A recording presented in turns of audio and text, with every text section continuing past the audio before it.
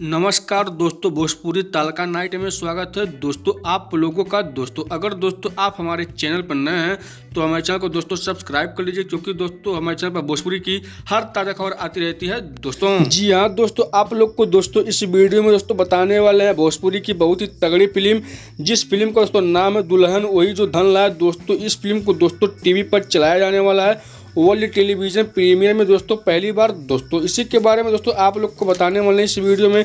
तब तक करके दोस्तों आप लोग हमारे वीडियो में बने रहें। दोस्तों जी हाँ दोस्तों, दुल्हन वही जो धन लाए दोस्तों बहुत ही दोस्तों पारिवारिक टाइप की कमाल की फिल्म बनाई गई है। दोस्तों हाँ दोस्तों, आप लोग को ये फिल्म दोस्तों काफ़ी अच्छी लगने वाली है टीवी पर दोस्तों।